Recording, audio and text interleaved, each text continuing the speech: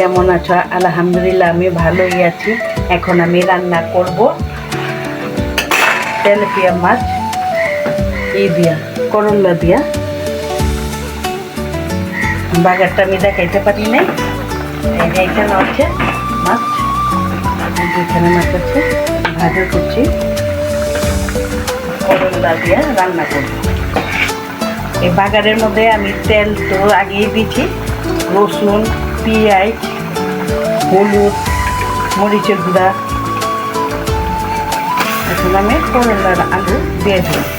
বন্ধুরা 5-6টা কাঁচামরিচ দিয়ে দিব।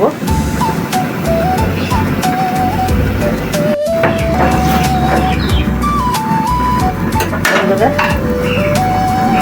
আমি এখন ঢেকে দিব। গরম হয়ে গেছে, এখন আমি তেল দিয়ে দিব। মুরগি আর আলু এখানে আছে, মুরগি রান্না করব আলু দিয়া। আর এই চুলার মধ্যে দিয়ে দিচ্ছি, 2 চুলায় 2টা। তোমরা দেখতে থাকো আর আমার সাথে থাকো। দারচিনি এলাচি, তেজপাতা,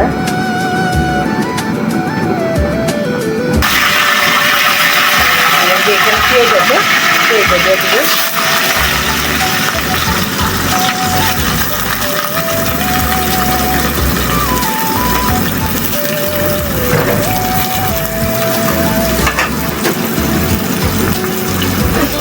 বন্ধুরা তরকারির মধ্যে জল দিব।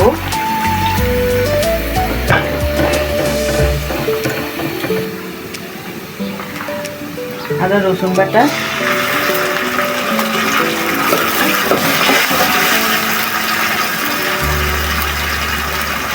এখানে জিরা ধনিয়া বাটা আছে,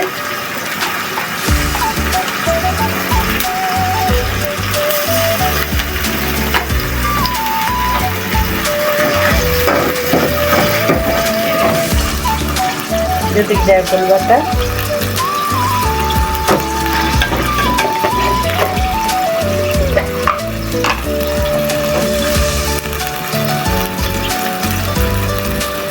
গরম মশলা বাটা, হলুদের গুঁড়া দিয়ে দেবো, মরিচের গুঁড়া। এমনি বন্ধুরা সুন্দর করে কষামো। দেখো অল্প পানি দিয়ে দিব, ভালো করে কষামো।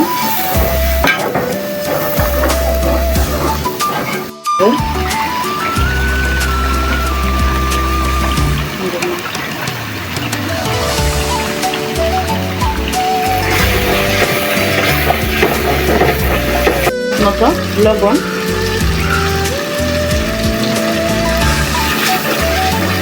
দেখো বন্ধুরা কি সুন্দর কষানো হয়ে গেছে। দেখো কি সুন্দর, এই যে তেল ছেড়ে দিচ্ছে। দেখো মাংস দিয়ে দেবো।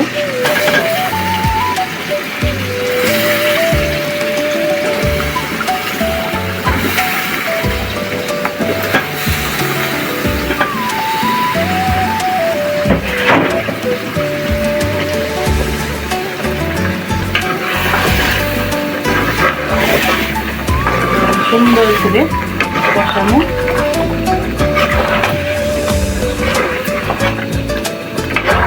আপনারা খুলে দেখবো, এই যে 5-6টা কাঁচামরিচ দিয়ে দিব।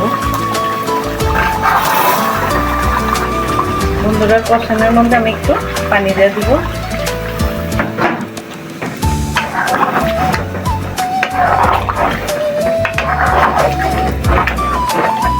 কষানো হয়ে গেছে, এখন আমি একটু ঝোল দিয়ে দেবো। আর হয়ে গেছে,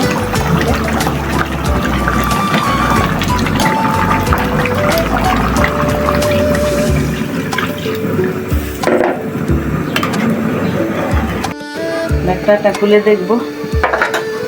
দেখেন মুরগির তরকারি হয়ে গেছে।